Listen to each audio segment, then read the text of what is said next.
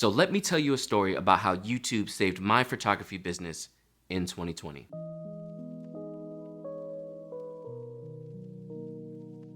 "2020 was an extremely difficult year for small businesses, and I personally felt that especially within the wedding industry. If you're new to the channel, my name is John from John Branch for Photography, and I've been a wedding photographer now for 7 years.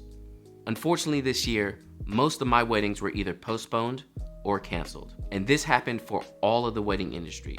So planners, florists, venues, we're all seeing a large hit in our normal income and having barely any weddings at all. My heart really does go out to all the couples who were planning to get married this year and had to postpone. But I've been extremely blessed this year to be able to still hold my business down by pivoting into a new lane with YouTube. And I wanted to share with you all how I was able to do that. So if you're a YouTuber yourself, or you're thinking about getting into it, or also if you're a photographer and looking to pivot into another lane, YouTube is a great place to start, and I'm also gonna share a little bit about how I was able to make this kind of money and save my business. So let's go ahead and get right into my YouTube story. So generally every year I'm working with about 25 to 40 weddings. This is coming in gross for me around $150,000. But this year was so bad with cancellations and postponements that I only booked about $30,000 worth of weddings. Now, this is a pretty drastic hit on my income, especially since I'm the main income provider of the household and we have a family of 5. Luckily, back in 2018, I decided to start making videos on YouTube, starting out with tutorials mainly geared towards photographers and using things like Honeybook or PicTime or any services of that sort. And that is what led up to this year, where I actually pulled in about 50,000 subscribers and was able to hold my business down with YouTube alone. And speaking of which, thank you all for believing in me and subscribing to the channel. It really means so much. So by the time of 2019, I was really considering pivoting over to doing YouTube more often. Now, I wasn't making that much money, but I absolutely enjoyed making videos, and I was curious to see how I could do going forward in the future while making videos as well. And if you yourself have ever thought about pivoting into a different lane with your business, I would highly recommend it. Because again, being a freelance, being self-employed, you don't always know where your money is coming from. So having different lanes of income is extremely helpful. So let's go ahead and get into the different lanes of revenue that you can make on YouTube. So with YouTube, there's many different lanes of revenue, most of them being passive, but in my opinion, there's no such thing as passive income. Everything you have to work for. But again, you don't have to work as hard for it, which is what's awesome about passive income. Now, one of the easiest and most obvious ways to earn money on YouTube is through YouTube ad revenue. This is when YouTube pays you for showing ads on your videos. And to start making this money, you first have to be in the YouTube partner program. To get into the partner program, you have to have 1,000 subs and 4,000 watch hours. And once you've crossed that threshold, you're able to get money from ads on your videos. I'm sure you all have heard most of this before, but I always like to explain it for someone who is just trying to jump into YouTube. Now keep in mind, the rate you're getting paid for the ads on your videos do change. It's never the same and it always fluctuates. You can see this number under CPM when you're looking at your analytics. CPM stands for cost per mil, and basically what it means is how much you're getting paid for every 1,000 views on your video. And not just any 1,000 views, we're talking about 1,000 paid advertised views. Not every view has an ad on it. This year, my CPMs were around $22.17, which is actually on the higher end. Take that plus the 2.4 million views I got this year, which I still am mind blown that I was able to pull off, and you get $22,680, give or take. This is only my second year on YouTube, taking it seriously and uploading more regularly. So this is a lot of money, and it's way up from what I did in 2019, which I believe was only around $2,000. So one thing to keep in mind when you're on YouTube, if you feel like you're not earning a lot, just keep on making great content, keep on putting videos out, and you'll never know how much you could make. Because going from 2,000 to 22,000, I had absolutely no idea that was even possible. So the second lane of revenue on YouTube is through affiliate marketing. If you're not familiar with affiliate marketing, It's basically when you market for a product and they pay you a commission. Usually on YouTube, we'll leave links down in the description, which you can check out mine if you'd like to. But we'll leave links in the description for products that we believe and trust in, where you can buy them and we get a small kickback for it. Generally, I'm pretty picky about who I'm doing affiliate marketing with, and it has to be a product that I either use or highly believe in. So you'll see me doing things like PickTime, HoneyBook, Amazon, Adobe Lightroom, so on and so forth. I tend to turn away anything else that is basically me just selling something that I've never used. If I don't use it, I'm not selling it. That's just hands down how I do affiliate marketing. Now, affiliate marketing is a great way for you to make additional income and passive income from your YouTube videos aside from your ad revenue. And keep in mind, you can do this stuff outside of YouTube. YouTube is almost just like a great platform for people to find you and find your links, but you can also put these on your website, in your blogs, so on and so forth. So if you're not doing any affiliate marketing now, it's probably something you should look into. Look into companies that you really love, that you buy a whole bunch of their products, and see if they have any kind of way for you to affiliate with their products. So through affiliate marketing, I was able to make $81,715. This has been an absolute huge blessing for my business because, again, I made like no money through photography only. So again, if you're not doing affiliate marketing and you're on YouTube, definitely start doing it. It can be a great lane of passive income. And last but not least, one of the most common lanes of revenue on YouTube is through merch. Now, merch can be anything that you sell on top of your business. So for me, that's going to be my presets, which is the literal preset I use while I'm editing my photos. I like to share this with everyone so that they can get a great look on their photos, but also it's something I believe in. Merch can also include things like hats or shirts or anything that you feel fits your business and your viewers. A great example is Reggie Ballesteros and his new dad photographer hat that he put out. I'll put a link in the description for that as well. You should definitely check it out. But merch is a great way for you to make something on your own and sell it on your own as well. If it's a digital product, usually there's no extra fees for it, so it's hands down pretty much passive. So again, like my preset, that's fully passive. I've made the preset once. It's the preset I use. I can support it, and other than that, it sells online and I don't have to do much on my end.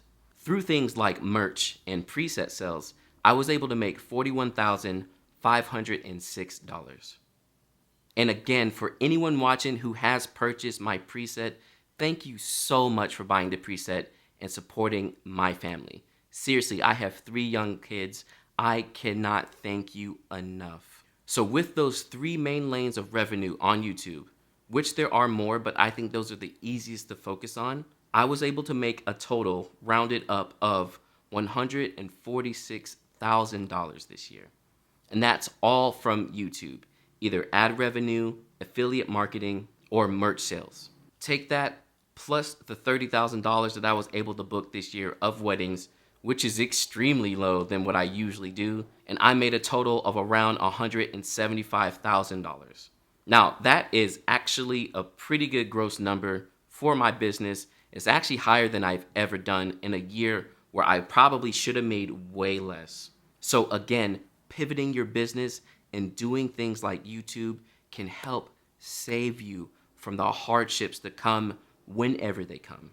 So now that we see that it's possible to make a decent living off of YouTube as a small and starting YouTuber, let me give you all a couple of tips that have helped me get to the point that I am currently. Starting out with what I think is the most important, but being genuine to you and who you are. Don't get on YouTube and try and just pretend to be someone or copy another YouTuber that you love to watch just to get views and just to make money. Make sure that whatever you're talking about on YouTube is something that you're fully passionate about, something that you absolutely love and would be talking about even if you weren't sitting in front of a camera. By doing this, it helps you create more because you love to talk about this stuff anyway, and also the people watching you realize that you're being real and you don't look fake. So really, don't pretend and don't just try and do what everyone's doing because it's popular. Do what you love. Also, make sure to ride waves and not bandwagons. So the difference between a bandwagon and a wave is basically if it's something you love and you're passionate about, or if it's something that you're just doing because everyone else is. Again, this goes along with the first tip, But with a bandwagon, you're gonna look extra fake. Everyone's gonna know that you're just making a video on it because everyone else is making a video on it and it makes a lot of money and so on and so forth. Where if it's a wave, it's gonna be something that you're passionate about in the first place. So a great example of this was the first video that popped out for me here on YouTube was about editing on an iPad Pro in Lightroom. Now, I'm a photographer, so that's something I do already. Lightroom is a program I already use. I used to work at Apple, so I love Apple products, and iPads are just mad cool. I use my iPad as a laptop. So while I did release that video when the newest iPad Pro dropped at the time, that was not me jumping on a bandwagon. I love the iPad. I love editing photos. It is my actual job.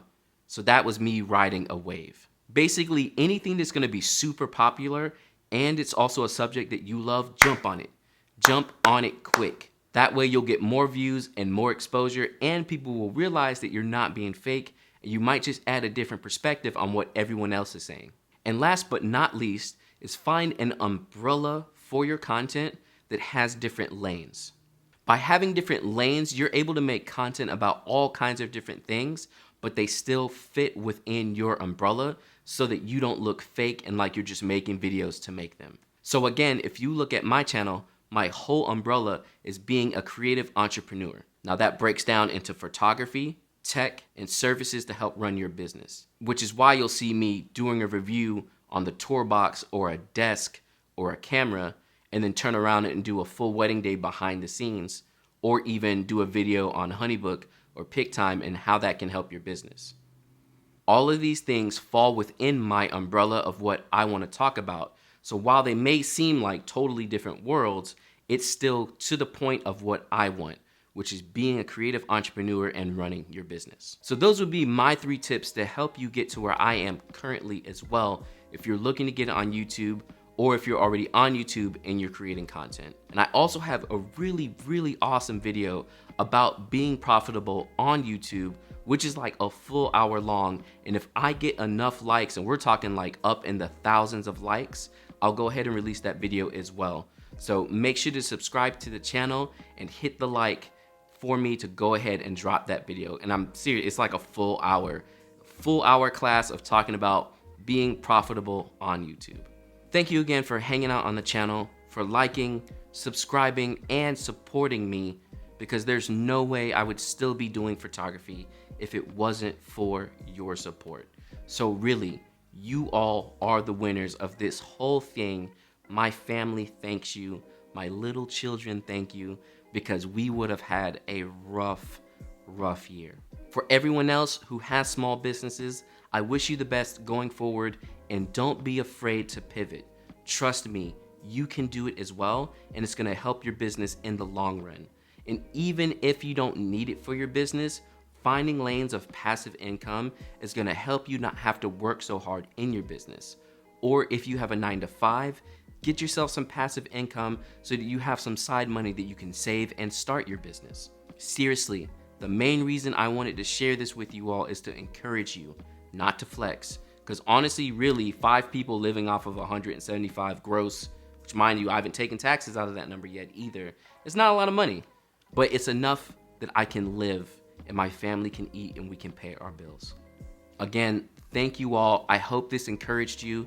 And if you have any questions for me, you're starting your own YouTube, or you just want to know more, let me know in the comments below. As we end out 2020, I'm wishing you all the best. Let's make 2020 as well as we can. Obviously, it's still gonna be weird because we have stuff going on, but make the most of it. You can do it. Trust me, you can. Just start doing the work and you'll never know where you could end up. Thanks again, and I'll catch you all next year. All right, peace.